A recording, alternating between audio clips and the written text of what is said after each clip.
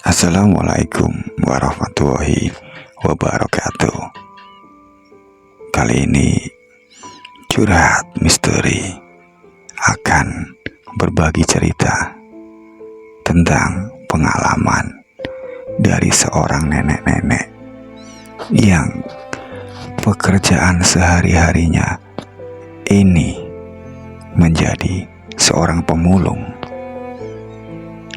Seperti biasa, untuk nama, lokasi, dan tempat akan saya samarkan untuk kepentingan bersama. Tak perlu berlama-lama lagi, langsung saja kita menuju ke alur ceritanya.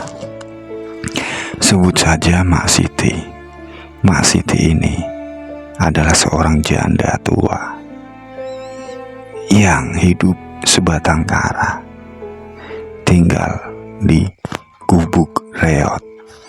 Mak Siti ini untuk menyambung hidupnya, dia bekerja sebagai pengumpul barang bekas.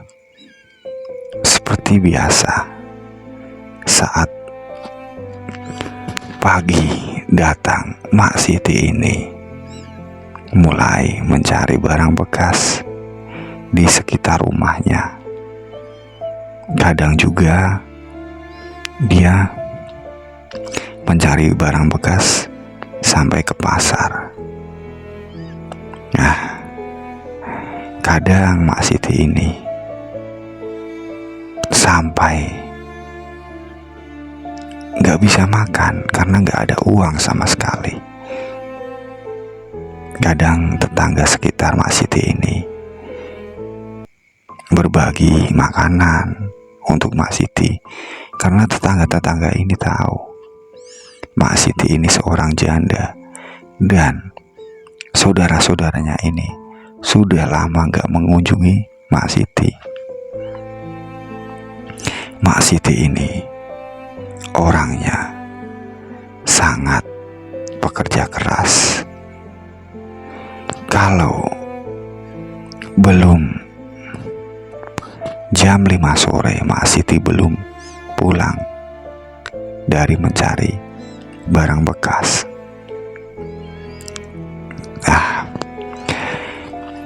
Sesampainya si Mak Siti ini ke rumah, habis menjual hasil barang bekas yang dicari pagi tadi sampai sore. Akhirnya si Mak Siti ini nyampe rumah, istirahat, dan akhirnya Mak Siti ini tertidur. Di dalam mimpinya, si Mak Siti ini kayak melihat ada patung yang ada di tempat sampah, dan patung itu berbicara sama Mak Siti, "Tolong rawat saya, tolong jaga saya. Nanti suatu saat saya akan memberikan imbalan yang pantas untuk kamu." Dan akhirnya Mak Siti ini terbangun dari tidurnya. Mak Siti duduk sambil melamun. Benarkah yang saya tadi bermimpi akan bisa menjadi kenyataan? Dan akhirnya pagi tiba, Mak Siti ini mulai mencari barang bekas yang biasanya ini paling Mak Siti ini nyari barang bekas di sekitar rumah dan pasar. Tiba-tiba si Mak Siti ini ingin mencari di tempat kayak pabrik tapi yang udah nggak berfungsi. Pikirannya Mak Siti, siapa tahu di situ ada barang-barang bekas yang nanti saya bisa jual. Dan akhirnya Mak Siti melangkahkan kaki menuju pabrik yang kalau dilihat dari bangunnya ini dari bangunannya ini kayak peninggalan zaman Belanda. Di situ Mak Siti mencari sana sini, ada kayak botol-botol bekas diambil, dan akhirnya mata si Mak Siti tertuju pada kotak kecil yang ada di bawah bebatuan. Dan akhirnya Mak Siti memberanikan diri untuk mengambil benda itu. Alangkah kagetnya Mak Siti setelah mengambil kotak kecil yang berwarna hitam itu. Ternyata di situ, di dalamnya ada patung kecil, tapi bentuknya ini sangat aneh. Wajahnya ini mirip kayak manusia, persis sekali manusia, tapi kata Mak Siti dalam hati, ini kok mirip manusia tapi bentuknya kok patung. Kayaknya ini udah lama ini patung ini, mungkin udah ratusan tahun, kata si Mak Siti dalam hati. Dan akhirnya Mak Siti mengambil kotak hitam itu yang berisi patung. Nah, sembari pulang si Mak Siti ini menjual hasil mencari barang bekas kepada bos pengepul barang bekas.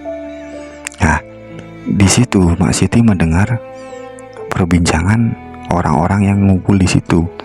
Katanya, kalau ada yang punya barang antik dan kriterianya ini seperti patung yang Mak Siti menemukan, ini orang itu berani bayar mahal. Dan akhirnya si Mak Siti ini pulang sambil mengingat obrolan yang Mak Siti dengar di tempat pengepul rongso itu. Nah, nyampe di rumah Mak Siti ini bersih-bersih badan, makan, dan Mak Siti ini istirahat. Dan Mak Siti tertidur. Di dalam mimpinya kembali Mak Siti ini bertemu patung. Nah, patungnya ini pas seperti yang ada di mimpinya Mak Siti yang pertama. Terima kasih, kau sudah merawatku. Kau telah melindungi aku. Dan akhirnya si Mak Siti tanpa disengaja, ini Mak Siti ini karena saking takutnya si Mak Siti ini terbangun dari tidurnya. Alangkah kagetnya, ternyata waktu Mak Siti ini membalik bantal, di bawah bantal ini ada uang banyak. Nominalnya gak akan saya sebutin, pokoknya uang. Mak Siti ini bingung, uang dari mana? Kok banyak sekali? Dan akhirnya Mak Siti ini berpikir, apa jangan-jangan ini uang dari patung ini ya? Mak Siti bingung, jangan-jangan benar ini dari patung. Dan akhirnya karena butuh banget si Mak Siti ini mengambil uang, dibelanjakanlah beras, mie instan, pokoknya ya peralatan rumah tangga kayak piring. Karena Mak Siti ini nggak punya piring, punya tapi piringnya udah lama. Dan akhirnya sisanya masih disimpan.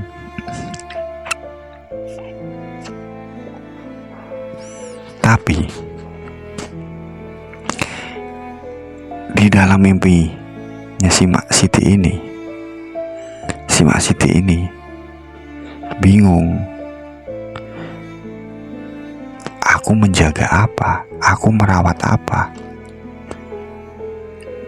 kok aku dapat imbalan dari patung ini. Nah, setelah Mak Siti ini membuka kotak hitam itu tadi, tiba-tiba di dalam mulut patung itu bau amis kayak darah. Mak Siti bingung. Dan tiba-tiba Mak Siti ini melihat ternyata kakinya Mak Siti ini mengeluarkan darah. Mak Siti ini bingung. Kenapa nih kaki saya kok tiba-tiba berdarah? Ternyata waktu si Mak Siti ini tidur, patung itu bergerak dan menggigit Mak Siti. Setelah malam tiba, si Mak Siti tertidur lagi. Tapi kali ini Mak Siti gak bermimpi. Tiba-tiba si Mak Siti ini kayak digigit nyamuk. Tapi sakit sekali, kata Mak Siti. Setelah dilihat, si Mak Siti ini bingung, kok ada luka lagi di kaki saya. Tapi di bawah bantal ada uang lagi. Dan ternyata patung itu lagi. Dan akhirnya si Mak Siti ini bingung.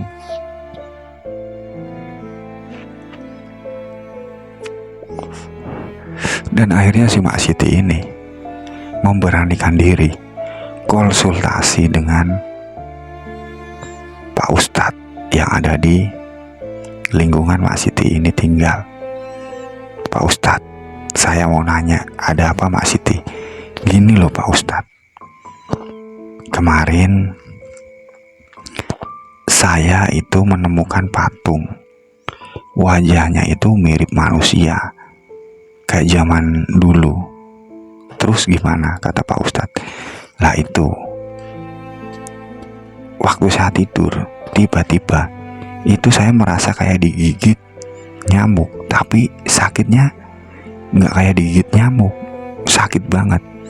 Setelah saya bangun, saya lihat, ternyata kaki saya ini ada lukanya. Dan setelah saya lihat patung itu, mulutnya ini bau darah.